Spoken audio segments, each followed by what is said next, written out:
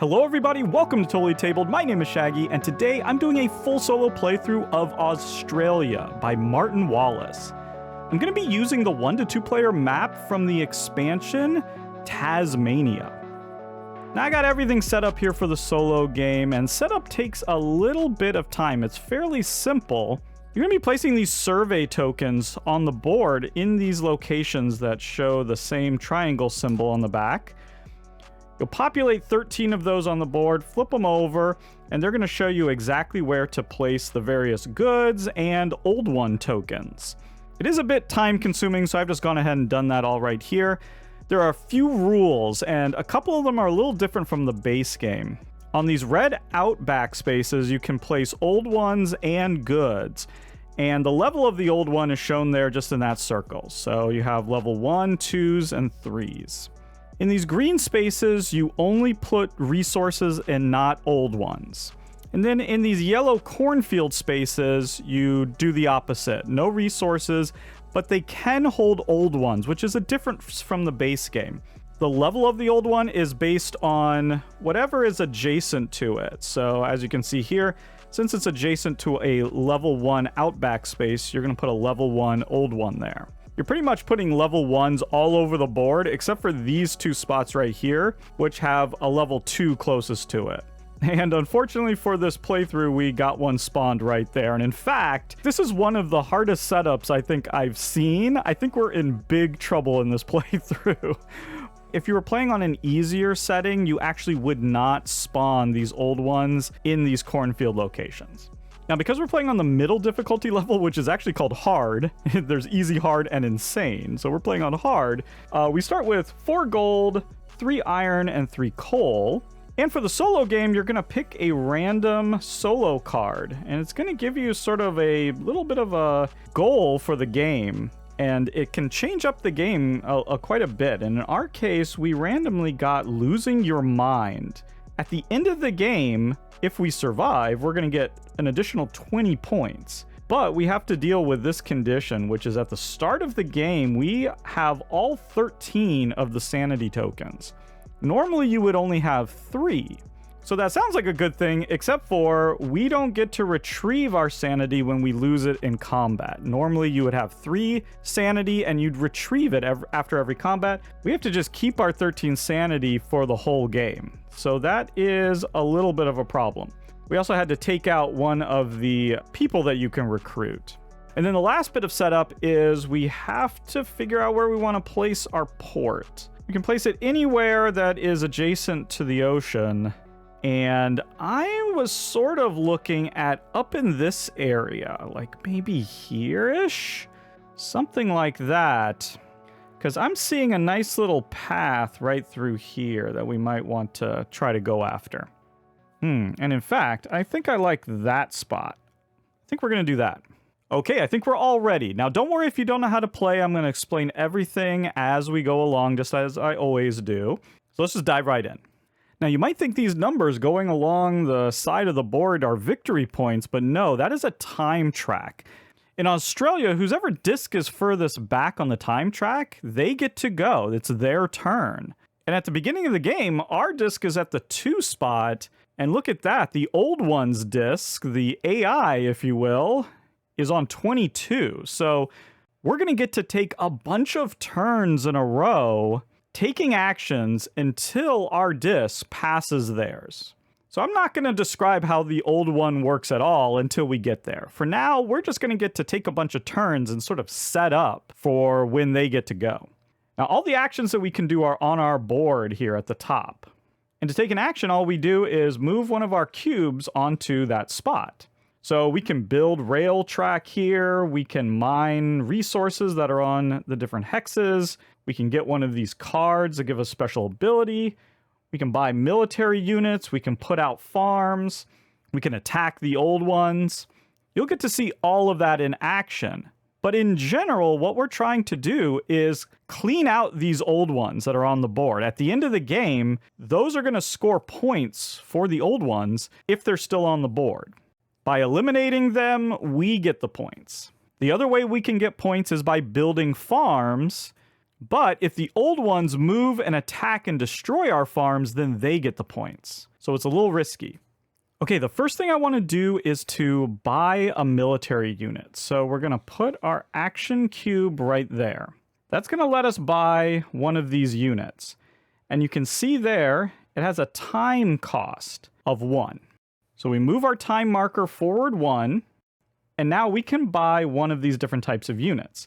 And I want to buy some infantry.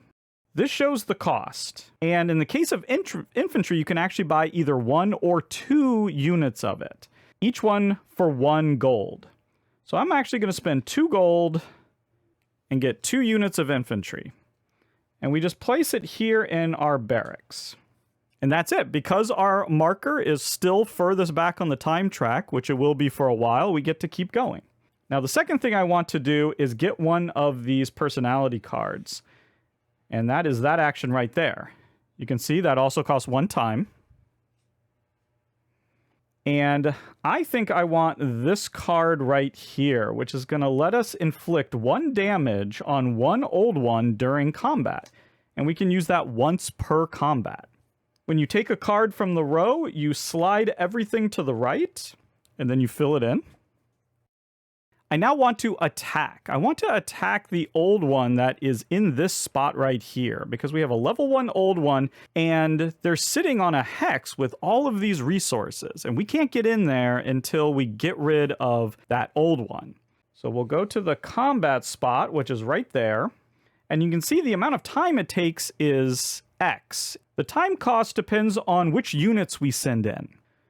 So right now, we're just going to send in our infantry. And you can see there, the infantry costs 1 time unit.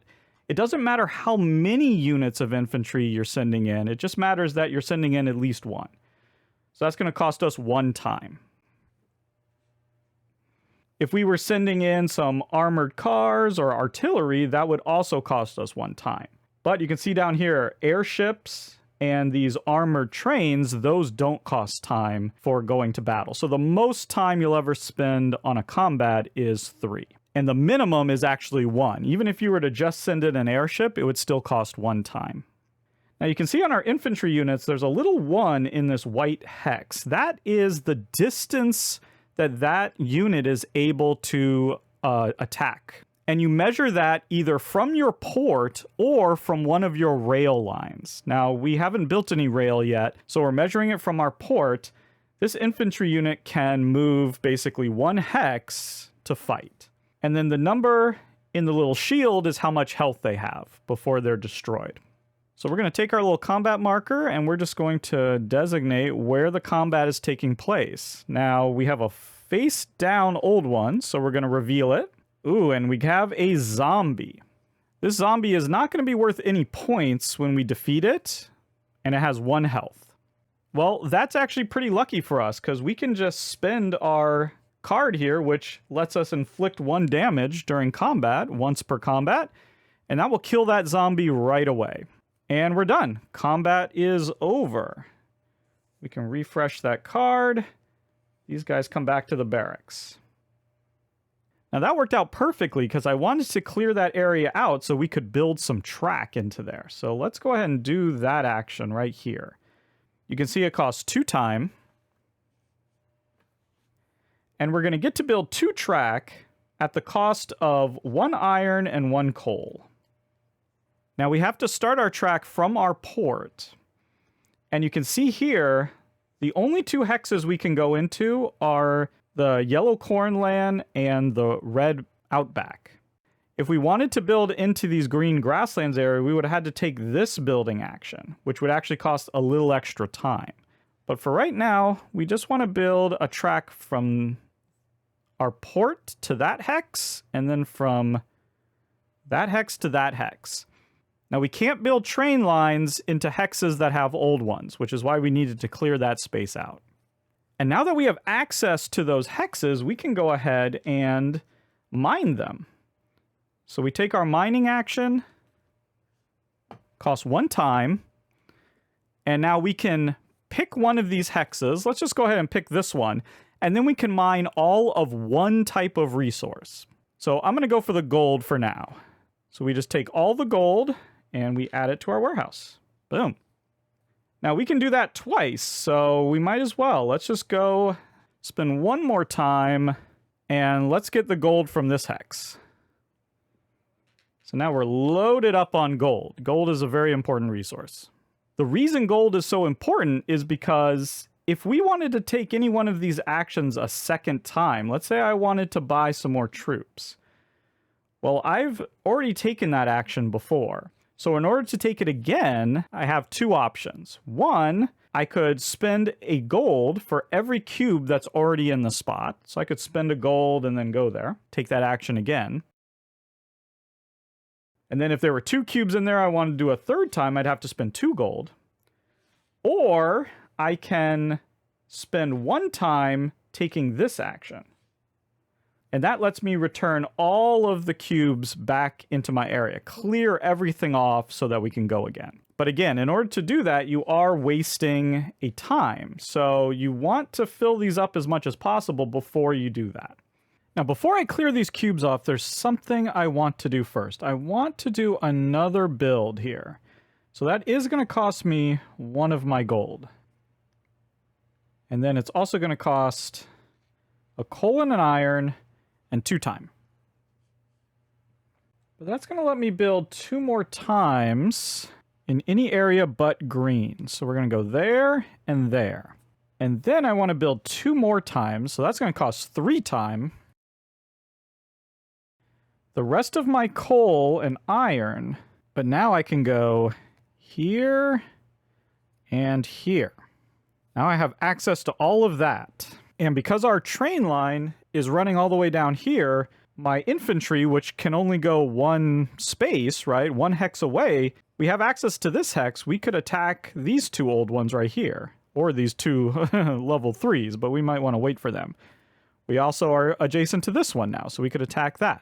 Now we're running out of time here quickly before the old ones sort of wake up. Ooh, do I want to clear things off? Yeah, I think I'm ready to clear everything off. So we're going to spend a time.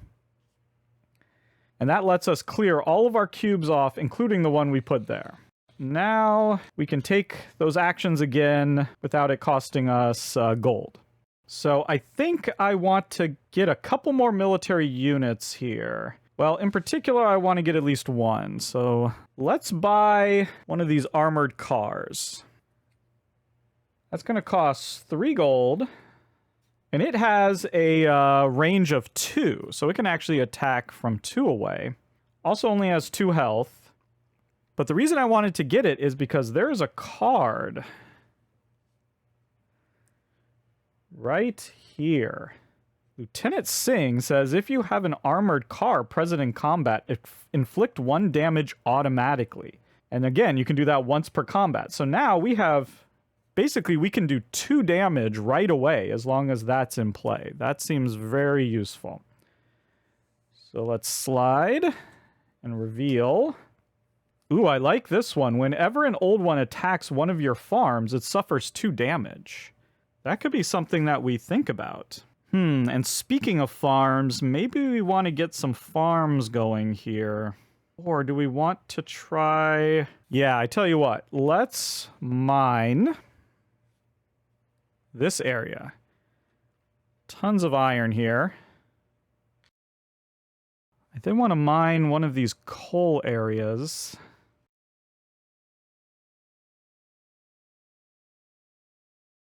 Now we can build some more rail lines. Before we do, though, I want to attack this old one right there. We have access to this hex, so both our infantry and our armored car could go in there. Yeah, so let's do that. So we'll go to the attack, and I'm just going to bring my armored car in. The infantry is going to stay back. So that's because we only putting our armored car, it's only going to cost us 1 time. If we had brought our infantry and our armored car, that would cost 2 time. So we're attacking here. Let's see what we get. Oh, no. That is unfortunate. That's a pyramid. Okay, rather, that's a temple. Temples don't move. That's the good thing about temples, but they can spawn additional old ones. And as you can see, they're very strong. They have 6 health, and they're worth a bunch of points. Oh, that is really not what I wanted to see. Now, the other bad thing is certain units are good at doing certain things. And there's actually a little player aid, and it has a little cheat sheet down here that shows you the effectiveness of different units against different types of enemies. And for temples, infantry would actually be very good, but the armored cars, the trains, very bad. In fact, they can't attack it at all. Artillery would be good, and an airship would be average. Here's the thing. Now that we've flipped this over, we have the option to withdraw. We can just completely withdraw from this combat, and it'll be fine. What I'm unsure of is whether I can use these cards and then withdraw. And I'm going to say no. I'm going to say that I at least have to go through 1 round of combat before I'm able to use these cards. So let's do that. We're going to have a single round of combat here. And that'll also let me show you how combat works. It's actually extremely simple. All you do is you take the top card from this deck, turn it up, and you look to see what you're fighting. So in this case, we are fighting a temple. On the left side, it shows which of your units would do damage. So in this case, if we had had artillery, that would have actually done 2 damage to this temple. Now, we didn't bring artillery. We are bringing our armored cars, so we've done no damage. Now, on this side, it shows what kind of damage it's inflicted on us. The cube means that it's done 1 damage to one of our units. So we take one of these damage cubes and we place it on a unit of our choice. In this case, we only have 1 unit. So it did 1 damage to us. If it were to do a second damage, then that unit would be destroyed. Now, it could also do mental damage to us. That's what that symbol is. In which case, we'd have to remove one of our sanity markers. But luckily, that didn't happen. There's also special damage that is only done to airships. So now that we've resolved that, I want to resolve my 2 cards, which are actually going to get to place 2 damage onto the temple. And now that we've resolved all this, we have the option of retreating. And that's exactly what we're going to do. We're going to retreat right now. So the combat is over. Any damage that's on our units, we get to remove. And it comes home, sort of repairs up. But the damage that we've inflicted stays. And there we go. Now that is very unfortunate, because what I really wanted to do was to clear that out and then create a rail line right through here. We're going to have to go around, probably. Well, the other thing we could do is head this way with a rail line. Yeah, you know what? I don't mind that. I think we are going to do that. That's going to cost 2 time. We're on top of the old 1 token, so that actually, anyone who's on top is actually considered to be behind. So we are going to get to take another action before they go. We have to spend a coal and an iron. Let's build like this. And the reason I did that is because I want to build a farm. In fact, I want to build 3 farms. So when you take a farm action, you can build up to 3 different types of farms, essentially on 3 different colored hexes. They have to go on empty hexes, so hexes that don't have an old one or any resources. And your train line has to be able to reach it. And so I want to build a farm here. I want to build a farm here. And I want to build a farm here. Each of those farms is worth 2 points at the end of the game, as long as an old one doesn't come along and destroy it. If an old one comes in and destroys it, then it'll be worth a point to them at the end of the game. Now, for each farm that you build, you make a gold. So that's going to be 3 gold, but each farm also costs 1 time. So that's going to be 3 time. And there we go. We've now reached the second half of the game where the old one gets to take actions.